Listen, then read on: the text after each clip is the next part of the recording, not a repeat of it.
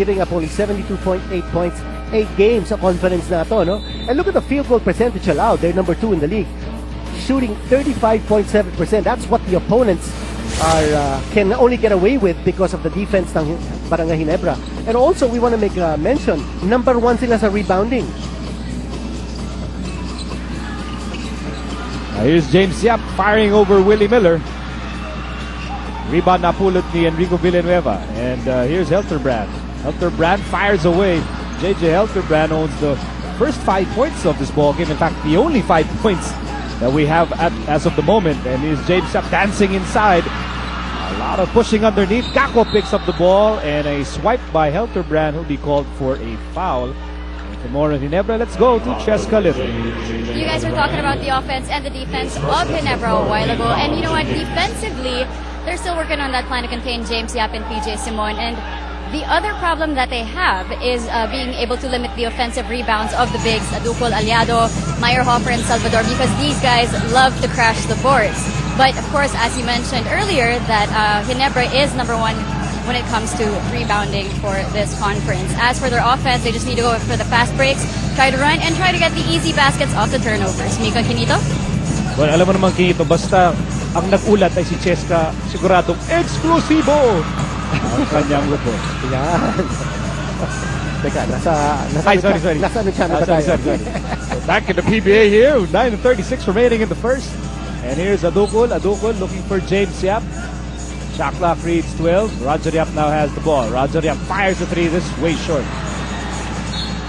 Ito, very early in this game, you see Ginebra stamping its class defensively. Hirap na hirap ang BMEG to get off decent shots. They can't get the shots either inside or outside. You see Roger Yap taking the shot from outside because he couldn't find the space inside, and that ball didn't even hit iron. Hatfield. It's a 5-0 game so far para sa Ginebra. Here's Helterbrand. Helterbrand up and under. And here's Intal with the shot clock down to 4. Intal hang time. And it's a 7-0 game for Ginebra. And guess what? The 2 players of Ginebra who have been struggling all conference long, they own all the points. Not only Ginebra, but of this game.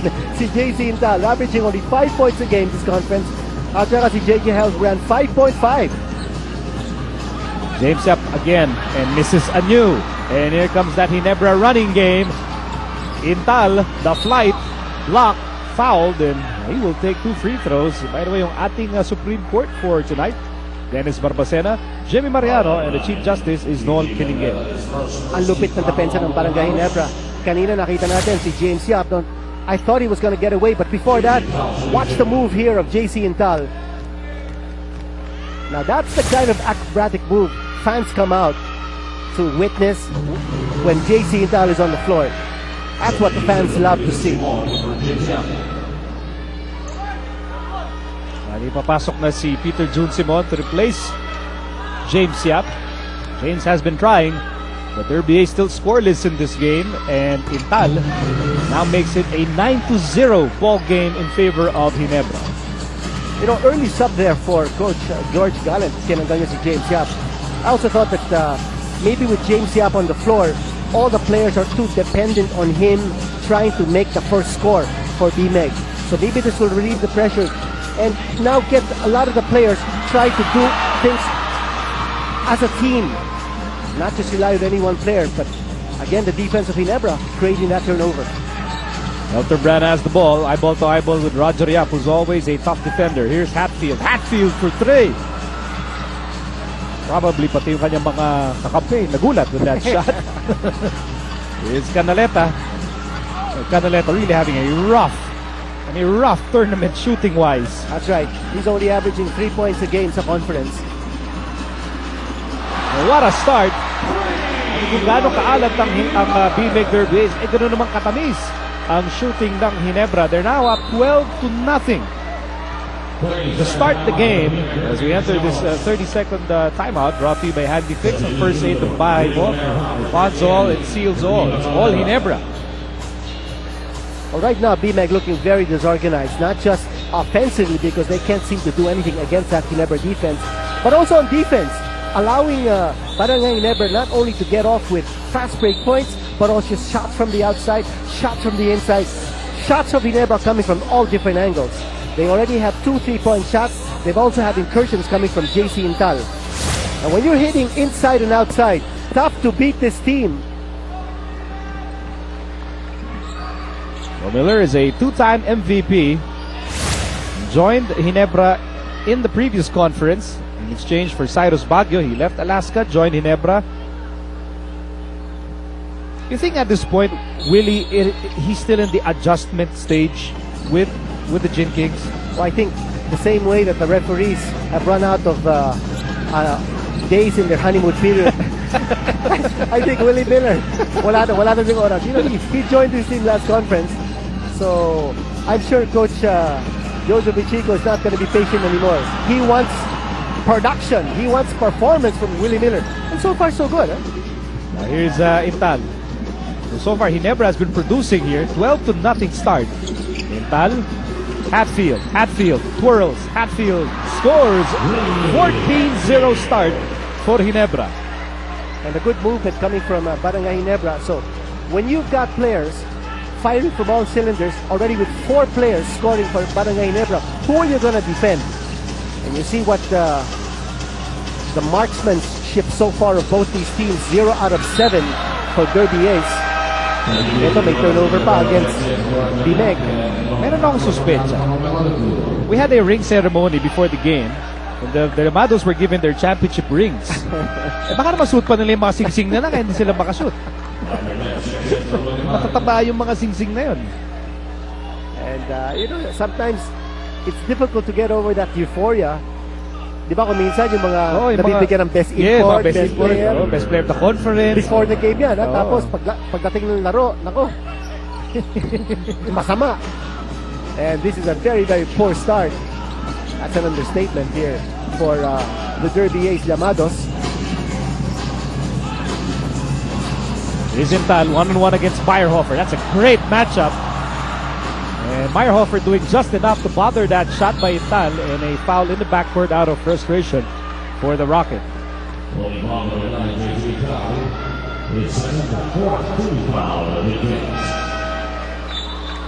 Rico Meyerhofer could be that shot in the arm, that burst of energy, which Tubid also does quite well. I think it's important that BMEG plays solid defense, because if the gamble is to allow Ginebra to take the shots from the outside, let's see what they can do inside. Take a look at these turnovers, the on-ball pressure na sinasabi natin that BMEG needs to do. That's not happening here for BMEG, because already with 4 turnovers sa kanila, and parang Ginebra wala pa. Still no points on the scoreboard para sa BMEG Derby Ace, and Hatfield has one thing in mind, but he missed the layup. Counter-attack here by the Llamados, looking for their first 2 points of the ball game. Bola na kay Meyerhofer. That was the expected matchup. Meyerhofer against Hatfield, and a swipe by Willie Miller, and the thriller goes in, and the layup is no good, but he was fouled. A push mula kay Peter June Simon. Barangay Ginebra is really all fired up. You know, before this game, we did say that both these teams were coming off victories, and both were hoping to be able to carry momentum into this game, but it looks like Barangay Ginebra, yung momentum talaga nasa kanila. Starting out on fire here from the opening gate. But Miller misses the first free throw. Jondan Salvador na bagong kasal. Mabuhay ang bagong kasal. Kasal. Jondan, it was yesterday. That's right. Kausap ko nga si Jondan kanina lamang. No? Sabi ko, congratulations. Kailan ka ba kinasal? Tinanong ko. Kahapon lang. Gusto sabihin yung honeymoon mo ngayon. Napangiti na lang si Jondan eh. So ang tanong na lang, kailan lalabas yung love story ni Jondan sa Sporting Chance? Sa yung abangan. Napakasikat na kolum. Kasi entertainment pa yun. Ikaw talaga. Aliado. Boy, BMEG Derby Ace, they are trying to find a way to get on the scoreboard. James Yap is not on the floor. There's a foul on Rudy Hatfield. Well, very clearly, BMEG is looking for a high percentage shot. So that time, posting up was Aliado. He was trying to back himself in to get closer to the basket for that high percentage shot. Again, you see the same thing that they try to do, finally getting it. Kita mo kung sino pa yung Bagong kasal. You know, looking over the stats, Nico, of BMEG, only 2 players are averaging at least 30 minutes a game for this team. James Yap and, believe it or not, Jonathan Salvador. Bawi kagad. Coming from Ronald Tubit, coming off the bench. And it's back to a 15-point advantage para sa Ginebra. 17-2 as we near the 4-minute mark of the opening period. Jonas Villanueva here. Nico, I'm curious to find out how Jonas Villanueva is able to establish his leadership here. Because they need a playmaker, someone to organize things, a stabilizer. That's not going to get it done. Oh, but Donaliado with the offensive board. What a big man. Putting BMEG on the board, but their defense just allowing Ginebra to frolic here in the opening quarter. Tubit scores and now Cortez scores off the bench. Well, too easy for Mike Cortez to score. 4 minutes remaining in the first.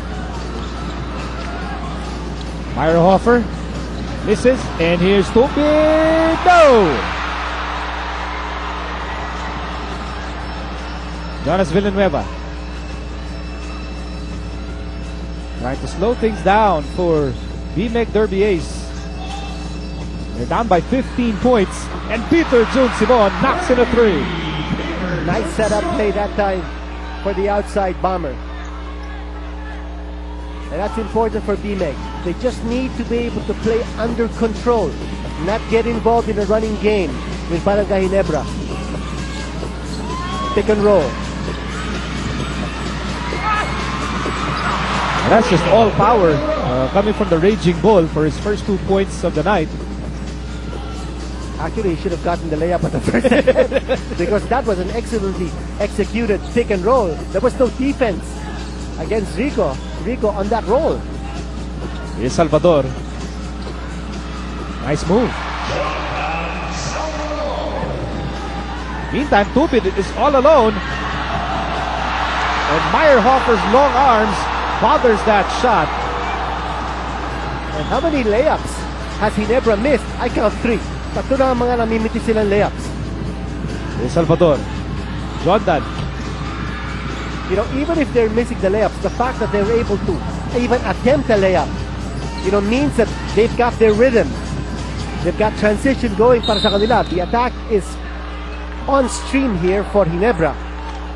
And this will be a foul against Donaliado. Saka napapansin natin, no, ang Barangay Ginebra, palit-palitan ng tao. They want to make sure they always have fresh legs on the floor. They want to run BMEG to the ground.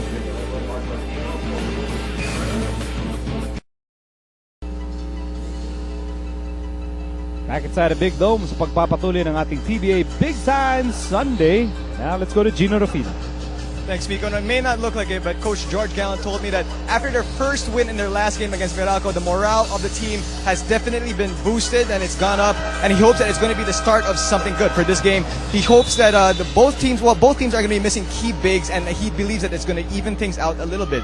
He did mention that BMEG needs to stop the transition game of the Gin Kings and turn this into a half-court game. He knows full well that Ginebra thrives when the opponents take bad shots. So he warned the team to not rush things on offense while controlling the boards. Guys, it seems like they're playing right into the hands of the Barangay Ginebra Gin Kings. Back to you, Miko and Kinito. Yeah, that's right, Gino. Not the best of starts para sa BMEG Derby Ace.